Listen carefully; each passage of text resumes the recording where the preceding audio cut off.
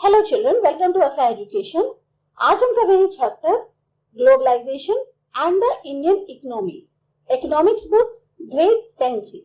आज की दुनिया में कंज्यूमर होने के नाते यानी हम उपभोक्ता हैं जो चीजों का इस्तेमाल करते हैं, कुछ ऐसे होते हैं जिनके सामने बहुत ज्यादा चॉइस होती है गुड्स की और सर्विसेज की। जो लेटेस्ट मॉडल्स हैं डिजिटल कैमरा के, मोबाइल फोन्स के, टेलीविजन के, जो कि हमारी दुनिया के जो बड़े बड़े मैन्युफैक्चरर्स हैं उनके द्वारा बनाए जाते हैं, वो भी हमारी रीच में। हर सीजन में नया मॉडल जो है ऑटोमोबाइल्स का आप इंडियन रोड्स पर देख सकते हैं। अब वो दिन बीत गए जब एम्बेसडर थी, फिएट थी, यही सब जो कारें थी ये इंडियन रोड्स पर दिखाई देती थी। आज की डेट में इंडियंस जो है वो कार खरीद रहे हैं जो ज्यादातर दुनिया की टॉप कंपनीज जो है वो बनाती है, उनके द्वारा बनाई गई कार्स को इंडियंस खरीद पा रहे हैं।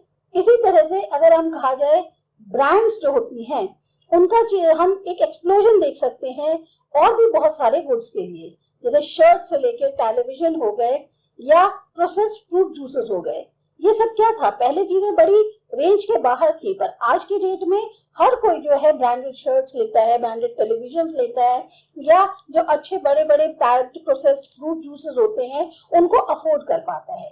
तो इतनी बड़ी जो चॉइस है गुड्स की हमारे मार्केट में, ये एक तरह से अभी बहुत ही हाल ही की प्रक्रिया है।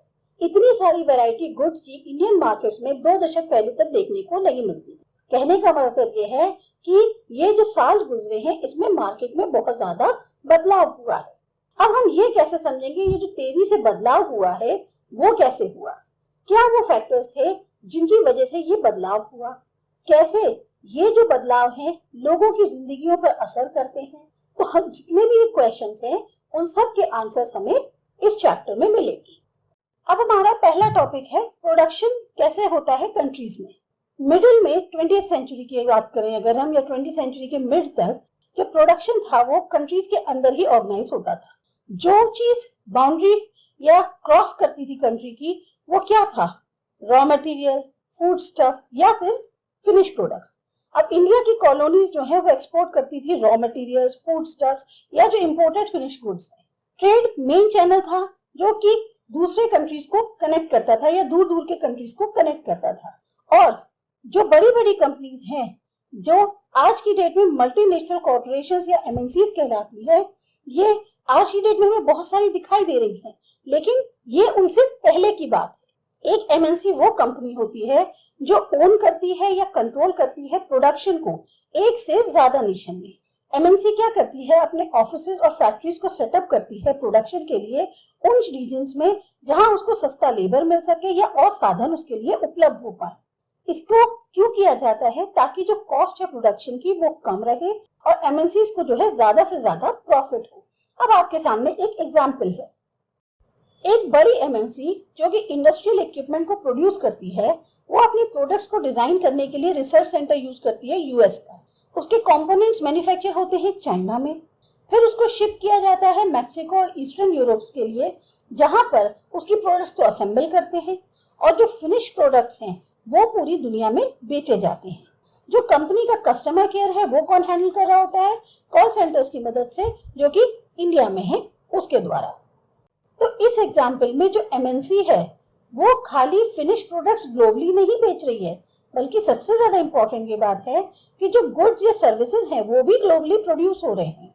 नतीजा क्या हुआ कि प्रोडक्शन जो है वो ऑर्गेनाइज कर रहा है या ऑर्गेनाइज किया जा रहा है बहुत ही जटिल प्रक्रिया के थ्रू। प्रोडक्शन प्रोसेस जो है वो छोटे छोटे पार्ट्स में डिवाइड कर दिया गया और उसे पूरे ग्लोब में जो है उसको स्प्रेड कर दिया। फिर जो ऊपर का एग्जांपल है उसके अकॉर्डिंग चाइना जो है वो सबसे ज्यादा उनके लिए चीप मैन्युफैक्चरिंग लोकेशन है। मैक्सिको और ईस्टर्न यूरोप किस लिए फायदेमंद है, क्योंकि उनकी मार्केट के लिए के प्रति बहुत ज्यादा क्लोजनेस है। अगर हम यूएस और यूरोप से कंपेयर करें या उसके लिए कंपेयर करें तो मैक्सिको और ईस्टर्न यूरोप जो है बहुत ज्यादा क्लोज है यूरोप और यूएस के। इंडिया के अंदर बहुत ज्यादा स्किल्ड इंजीनियर्स हैं जो कि समझ सकते हैं कि टेक्निकल एस्पेक्ट्स क्या है प्रोडक्शन। साथ ही साथ यहाँ पर पढ़ा लिखा इंग्लिश बोलने वाला यंग जनरेशन है जो कि कस्टमर केयर सर्विस प्रोवाइड कर सकते हैं। और इसका मतलब क्या हुआ कि 50 से 60% जो कॉस्ट सेविंग है वो एमएनसी की हो गई। तो ये जो स्प्रेडिंग करी जा रही है प्रोडक्शन की, इसका सबसे बड़ा बेनिफिट जो पूरे बॉर्डर्स के अक्रॉस है वो खास तौर से मल्टीनेशनल कंपनीज को बहुत ज्यादा फायदा देता है। अब हमारा अगला टॉपिक है इंटरलिंकिंग प्रोडक्शन जो है कंट्रीज के अक्रॉस कैसे होती है। जनरली एमएनसीज जो है वो अपने प्रोडक्शन को वहां सेटअप करती हैं जहां वो मार्केट के करीब होती हैं, जहां उनको स्किल्ड और अनस्किल्ड लेबर आसानी से कम दामों पर उपलब्ध होती है, जहां और जो फैक्टर्स प्रोडक्शन के लिए चाहिए उनकी अवेलेबिलिटी की एश्योरेंस होती है। साथ ही साथ एमएनसीज जो हैं उन गवर्नमेंट पॉलिसीज को भी ध्यान में रखती हैं जो उनके हितों में होती है। इन पॉलिसीज के बारे में आप चैप्टर में और आगे पढ़ेंगे। जब सारी कंडीशंस उनके अकॉर्डिंग होती हैं तब एमएनसीज जो है अपनी फैक्ट्रीज या ऑफिसेज प्रोडक्शन के लिए लगाती हैं। जो भी पैसा खर्च किया जाता है एसेट्स को खरीदने में, जैसे कि लैंड है, बिल्डिंग है, मशीन है और बाकी जो इक्विपमेंट्स है, उनको कहते हैं इन्वेस्टमेंट।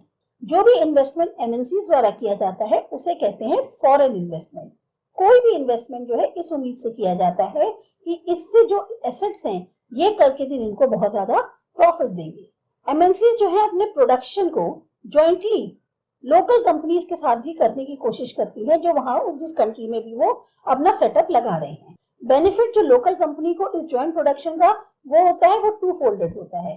पहला, एमएनसी जो है मनी प्रोवाइड करेगी एडिशनल इन्वेस्टमेंट के लिए, जैसे नई मशीन्स खरीदना है ताकि तेजी से प्रोडक्शन हो। दूसरा, एमएनसी अपने साथ जो है लेटेस्ट टेक्नोलॉजी लेके आएगी प्रोडक्शन के लिए। लेकिन जो सबसे कॉमन रूट है एमएनसी के इन्वेस्टमेंट का वो ये है कि लोकल कंपनीज को खरीद लो और फिर अपना प्रोडक्शन बढ़ा दो। एमएनसी जिनके पास बहुत ज्यादा पैसा होता है वो आसानी से ये काम कर सकते हैं। अब एग्जाम्पल के तौर पे कारगिल फूड्स जो है बहुत बड़ी एक अमेरिकन एमएनसी है। उसने क्या किया, सारी छोटी छोटी इंडियन कंपनीज जो हैं जैसे पारक फूड्स है इन सबको खरीद लिया। पारक फूड जो है उसने बहुत बड़ा अपना एक मार्केटिंग नेटवर्क बनाया था इंडिया के अलग अलग हिस्सों में और उसकी ब्रांड जो है वो काफी वेल रेप्यूटेड थी। साथ ही साथ पारक फूड्स जो है उनकी 4 ऑयल रिफाइनरीज थी जिनका अब सारा कंट्रोल किसके पास है, कारगिल की। कारगिल अब सबसे बड़ी प्रोड्यूसर है एडिबल ऑयल की इंडिया के अंदर, जिसकी कैपेसिटी है कि वो 5 मिलियन पाउचेस पर डे बना सकती है। बहुत सारी टॉप एमएनसीज जो हैं उनके पास जो वेल्थ है, जो पैसा है वो इतना ज्यादा है कि जो डेवलपिंग कंट्रीज की गवर्नमेंट्स हैं उनके बजट, पूरा जितना बजट है उससे ज्यादा पैसा है। इतना सारा पैसा होने की वजह से उनके पास बहुत ज्यादा सोचो पावर होती है, बहुत ज्यादा उनके पास इन्फ्लुएंस होता है कि वो किसी भी चीज को हेर फेर करवा सकते हैं। एक और तरीका है जिससे एमएनसीज जो हैं वो अपने प्रोडक्शन को कंट्रोल कर सकती हैं। बड़ी बड़ी एमएनसीज जो डेवलप्ड कंट्रीज में हैं वो ऑर्डर प्लेस करती हैं प्रोडक्शन के लिए छोटे छोटे प्रोड्यूसर्स के साथ। गारमेंट्स हो गए, फुटवेयर हो गए, स्पोर्ट आइटम्स हो गए, ये एग्जाम्पल्स हैं उन इंडस्ट्रीज के जहां प्रोडक्शन जो है वो कैरी आउट किया जाता है छोटे छोटे प्रोड्यूसर्स के द्वारा पूरी दुनिया के अंदर। ये प्रोडक्ट्स जो है फिर सप्लाई करी जाती है एमएनसीज को, जो कि अपने खुद के ब्रांड नेम लगाकर फिर कस्टमर्स को बेचती हैं। ये जो बड़ी बड़ी एमएनसीज हैं इनके पास बहुत ज्यादा पावर है कि क्या price, quality, delivery, labour conditions होनी चाहिए दूर दूर के प्रोड्यूसर्स के लिए, वो ये सब डिटरमिन करती हैं। इसीलिए हम ये देख रहे हैं कि बहुत सारे तरीके हैं जिससे एमएनसीज जो हैं वो अपने प्रोडक्शन को स्प्रेड कर रही हैं और लोकल प्रोड्यूसर्स के साथ इंटरेक्ट करती हैं अलग अलग कंट्रीज में पूरी दुनिया के अंदर। जब वो पार्टनरशिप सेटअप करती हैं लोकल कंपनीज के साथ या लोकल कंपनीज का इस्तेमाल करती हैं सप्लाईज के लिए, साथ ही साथ वो एक तरह से क्लोजली कह सकते हैं कम्पीट करती हैं लोकल कंपनीज के साथ, या और फिर फाइनली क्या करती हैं, उन्हें खरीद लेती हैं। तो एमएनसीज जो है अपना एक बहुत ही स्ट्रॉन्ग इन्फ्लुएंस डाल रही हैं प्रोडक्शन पर, जो कि बहुत ही दूर दूर के लोकेशंस पे हैं उनके लिए। नतीजा क्या होता है कि प्रोडक्शन जो है वो बहुत ज्यादा फैल जाता है अलग अलग लोकेशंस पे और एक दूसरे से कहना चाहिए सब फिर इंटरलिंक हो जाते हैं। फिर आता है हमारा अगला टॉपिक फॉरेन ट्रेड और इंटीग्रेशन मार्केट्स का। लंबे समय तक फॉरेन ट्रेड जो है वो मेन चैनल रहा जो कि कंट्रीज को कनेक्ट करता था। हिस्ट्री में आपने पढ़ा होगा कि ट्रेड रूट्स थे जो कि इंडिया और साउथ एशिया को कनेक्ट करते थे मार्केट से, ईस्ट में भी और वेस्ट में भी, और बहुत ज्यादा जो ट्रेड था वो करा जाता था इन रूट्स के अलोंग। साथ ही साथ ये भी याद होगा कि ये ट्रेडिंग इंडस्ट्री था जिसने बहुत सारी ट्रेडिंग कंपनीज को आकर्षित किया। जैसे ईस्ट इंडिया कंपनी थी, उसने क्या आकर्षण मिला उसे इंडिया की तरफ कि यहाँ पे ट्रेडिंग बहुत अच्छी है। तो बेसिक फंक्शन क्या था फॉरेन ट्रेड का, अगर साधारण से शब्दों में कहें, फॉरेन ट्रेड जो है एक ऐसा मौका क्रिएट करता है प्रोड्यूसर्स के लिए कि वो अपने खुद के जो कंट्री के मार्केट्स हैं उससे बाहर निकल के और मार्केट्स को भी कवर कर पाए। प्रोड्यूसर्स अपनी जो प्रोड्यूस है उसको खाली अपनी कंट्री के अंदर ही जो मार्केट्स हैं उसमें ही नहीं बेचें, बल्कि जो मार्केट्स बाहर की दुनिया की कंट्रीज में हैं उनसे भी कंपटीशन कर पाए। इसी तरह से बायर्स को उनके लिए जो इंपोर्ट है गुड्स का, जो कि दूसरी कंट्री में प्रोड्यूस किए जाते हैं, वो एक तरीके से तरीका है कि अपनी जो चॉइस है गुड्स की उसको और बढ़ाया जा सके जो उनके खुद के कंट्री में प्रोड्यूस होता है उससे। अब यहाँ पर देखते हैं कि कैसे जो फॉरेन ट्रेड है उसका क्या असर पड़ा जो चाइनीज टॉयज इंडियन मार्केट में आ गए उसका। चाइनीज मैन्युफैक्चरर्स जो थे उन्होंने अपॉर्चुनिटी जो है कैसे ली जाती है उसको सीखा। उन्होंने अपने टॉयज जो हैं एक्सपोर्ट किए इंडिया में, जहां पर टॉयज बहुत ही हाई प्राइस पर बेचे जाते हैं। फिर उन्होंने क्या किया, प्लास्टिक टॉयज को इंडिया में एक्सपोर्ट करना शुरू किया। अब जो इंडियन बायर्स थे उनके पास ऑप्शन हो गया कि वो इंडियन टॉयज खरीदें या चाइनीज टॉयज खरीदें। अब क्योंकि चीपर प्राइस थे, नई डिजाइन थी, तो चाइनीज टॉयज जो है वो ज्यादा पॉपुलर हो गए इंडियन मार्केट में। एक साल के अंदर ही 70 से 80% जो टॉय शॉप्स हैं वो इंडियन टॉयज की जगह चाइनीज टॉयज से रिप्लेस हो गए। अब टॉयज जो है इंडियन मार्केट में पहले के मुकाबले बहुत ज्यादा सस्ते हो गए। यहाँ क्या हो रहा है, नतीजा क्या हुआ, ट्रेड की फॉर्म में अगर देखें तो चाइनीज टॉयज ने जो है वो इंडियन मार्केट में आ गए। कंपटीशन इंडियन और चाइनीज टॉयज के बीच का हो गया। चाइनीज टॉयज ज्यादा बेहतर प्रूव हुए। अब इंडियन बायर्स को या उनके सामने ज्यादा चॉइस हो गई टॉयज की और साथ ही साथ कम दामों पे।